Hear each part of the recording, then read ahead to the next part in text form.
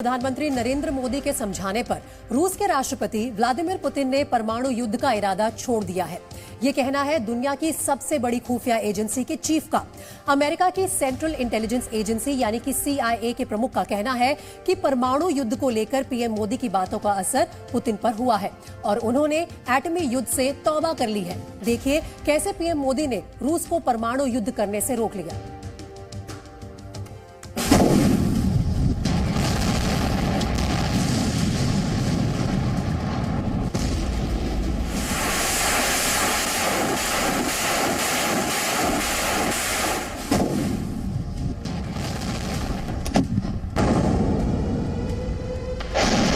रूस के राष्ट्रपति व्लादिमीर पुतिन यूक्रेन पर परमाणु बम गिरा देते अगर प्रधानमंत्री मोदी ने उन्हें नहीं समझाया होता।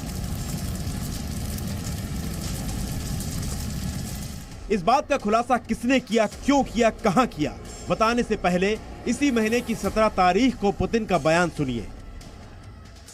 पुतिन ने साफ कहा कि अगर रूस पर परमाणु हमले का संकेत मिला तो वो परमाणु बम से लैस इतने मिसाइल मारेंगे कि दुश्मन देश का नामो निशान मिट जाएगा।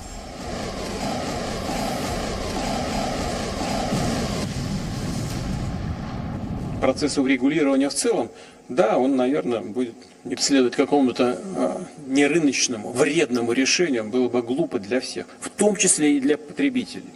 В том числе для потребителей, потому что потребители должны осознать, вот будут настаивать на ценах, которые им приятны.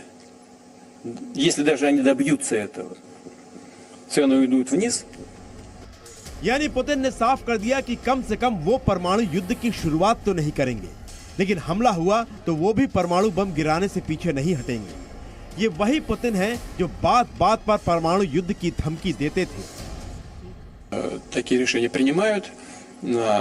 Мы подумаем, может быть, даже о возможно, я сейчас не говорю, что это решение, но подумаем при необходимости и возможности сокращения добычи.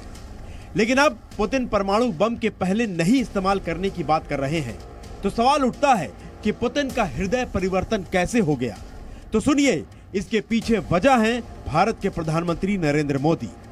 नरेंद्र मोदी ने ही पुतिन को परमाणु युद्ध से बचने को कहा। मोदी ने ही पुतिन को समझाया कि परमाणु युद्ध का मतलब रूस समेत पूरी दुनिया की तबाही है। ये बात हम नहीं कह रहे हैं, अमेरिका की केंद्रीय खुफिया एजेंसी CIA के प्रमुख विलियम बर्न्स ने कही है। अमेरिका के टीवी चैनल PBS को दिए इंटरव्यू में बर्न्स ने कहा कि मोदी की बातों का ही असर है कि पुतिन परमाणु युद्ध से दूर दिख रहे हैं। बर्न्स ने कहा, मुझे लगता है कि शी जिनपिंग और भारत के प्रधानमंत्री नरेंद्र मोदी का परमाणु हथियारों के इस्तेमाल को लेकर चिंता जाहिर करने का भी काफी फायदा हुआ है।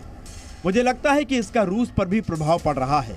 यूक्रेन के खिलाफ परमाणु हथियारों का इस्तेमाल करने की रूस की योजनाओं के बारे में उन्हें कोई स्पष्ट सबूत नहीं दिख रहे हैं। यानी ना अमेरिका की धमकी काम आई, ना ज़ेलेंस्की की अपील और ना ही नेटो का खौफ पुतिन पर हावी हुआ। पुतिन का असर हुआ तो प्रधानमंत्री मोदी की बातों का। परमाणु युद्ध को लेकर पुतिन का मन कैसे बदला, जरा प्रधानमंत्री मोदी की ये बात सुनिए, जिसे उन्होंने सितंबर में SCO समिट के दौरान समरकंद में पुतिन के सामने कही थी। जैसे मैं जानता हूं कि आज का युग युद्ध का है नहीं, और हमने फोन पर भी कई बार आपसे इस विषय में बात की है कि डेमोक्रेसी और डिप्लोमेसी और डायलॉग, ये सारी बातें ऐसी हैं कि जो दुनिया को एक स्पर्श करती है। प्रधानमंत्री नरेंद्र मोदी के इस बयान को दोहरा कर सारी दुनिया ने पुतिन को कोसा था। ये भी कहा था कि जब भारत जैसा दोस्त युद्ध पर साथ नहीं तो पुतिन को वॉर के बारे में सोचना पड़ेगा।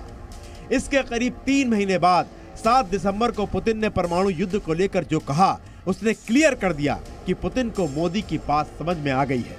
पुतिन ने कहा, हमारे पास मौजूद हर हथियार से हम अपनी रक्षा करेंगे, लेकिन रूस के परमाणु हथियार जवाब देने के लिए हैं, पहले हमला करने के लिए नहीं। हम पागल नहीं हो गए हैं, हमें पता है कि परमाणु हथियार क्या होते हैं। दूसरे देश के मुकाबले हमारे पास ज्यादा आधुनिक और विकसित परमाणु हथियार हैं, लेकिन हम परमाणु हथियार को उस्तूरे की तरह लहराते हुए दुनिया भर में नहीं दौड़ने वाले हैं। यूक्रेन पर हमले के बाद प्रधानमंत्री मोदी को जब भी पुतिन से मिलने या फोन पर बात करने का मौका मिला, उनका एक ही रुख रहता था, युद्ध नहीं, बातचीत से मसले का हल होना चाहिए। इस साल 16 दिसंबर को प्रधानमंत्री मोदी और पुतिन के बीच फोन पर बातचीत हुई। यूक्रेन को लेकर पीएम मोदी ने बातचीत पर जोर दिया। पीएम मोदी ने पुतिन से कहा कि बातचीत और कूटनीति ही एकमात्र रास्ता है। प्रधानमंत्री मोदी का नेतृत्व भारत के लिए ये दिखाता है कि ऐसी ऊंचाइयों को पहुंच चुका है जहां से कि अब भारत सिर्फ रीजनल या क्षेत्रीय शक्ति नहीं बल्कि एक वैश्विक शक्ति बन गया है। विश्व में इसकी बात मानी जाती है और क्या अमेरिका, क्या रूस, क्या अन्य देश सब इसकी बात मानते। यूक्रेन युद्ध को करीब 300 दिन पूरे होने वाले हैं। आज भी रूस के मिसाइल यूक्रेन के शहरों पर बरसते रहते हैं। सोमवार को भी रूसी ड्रोन्स ने यूक्रेन की राजधानी कीव पर बम बरसाए। बमबारी की वजह से कीव का प्रमुख बिजली घर आग में तब्दील हो गया। यूक्रेन युद्ध के दौरान पश्चिमी देशों में भारत और रूस के रिश्तों की बहुत चर्चा हो रही है, खासकर तब जब भारत ने दुनिया की परवाह न करते हुए रूस से सस्ते तेल और गैस खरीदना शुरू कर दिया।